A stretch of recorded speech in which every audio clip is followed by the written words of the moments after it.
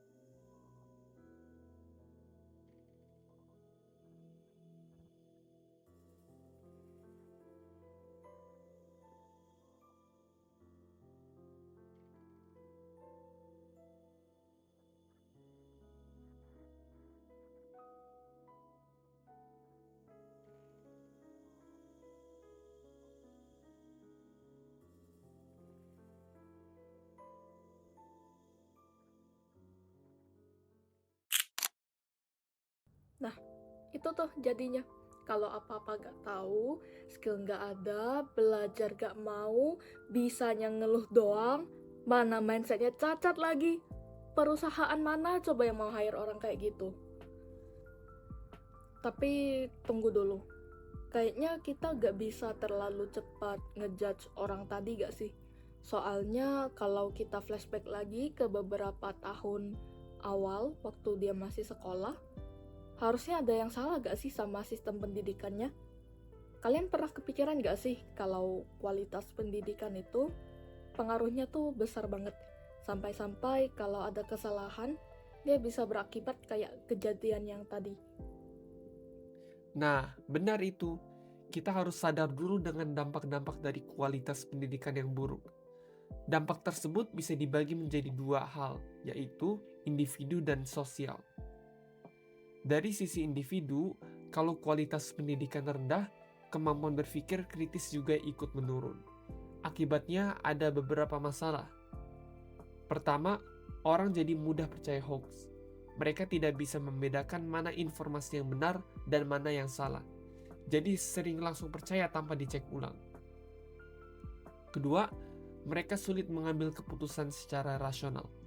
Keputusan sering dibuat karena emosi, tekanan sosial, atau ikut-ikutan orang lain, bukan berdasarkan pertimbangan yang matang. Ketiga, muncul rendahnya kesadaran sosial. Tanpa kemampuan berpikir kritis, orang jadi kurang peduli terhadap isu sosial atau politik. Padahal pemahaman itu penting untuk kemajuan masyarakat. Dan dari sisi sosial, rendahnya mutu pendidikan bisa memperlebar kesenjangan sosial dan ekonomi.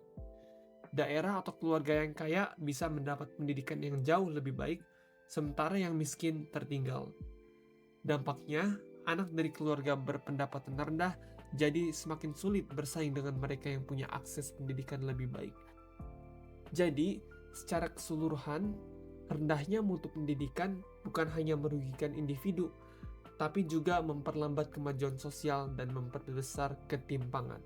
Nih, aku ada masukan nih bagi mereka yang ingin mengubah bangsa kita untuk jauh lebih maju di hal pendidikan. Yaitu pertama adalah meningkatkan kualitas guru.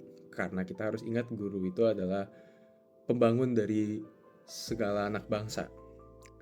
Lalu yang kedua, kita dapat meningkatkan kualitas pendidikan agar menjadi suatu hal yang lebih relevan di masa kini. Agar orang itu tetap pasti up to date setiap hari. Lalu yang terakhir, kita bisa mensamaratakan pendidikan di seluruh daerah agar tidak ada satu daerah yang lebih unggul daripada daerah yang lain dan semua mendapatkan akses yang lebih merata dan juga lebih adil. Meningkatnya mutu pendidikan yang lebih bagus tentu saja akan membawa dampak yang baik terhadap Indonesia. Contohnya yaitu meningkatkan produktivitas tenaga kerja. Karena dengan meningkatnya produktivitas tenaga kerja, maka perusahaan akan lebih efektif dan ekonomi akan lebih naik.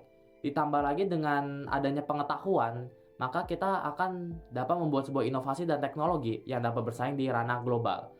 Ditambah lagi, kita akan lebih paham terhadap hukum yang berlaku di sebuah daerah atau di sebuah negara. Dan identitas nasional kita akan semakin kuat berdasarkan karakter dan nilai-nilai Pancasila yang ada. Kalau kita sadar dengan dunia pendidikan dan disertai aksi yang lebih nyata, Perubahan ke arah yang lebih baik juga menjadi nyata.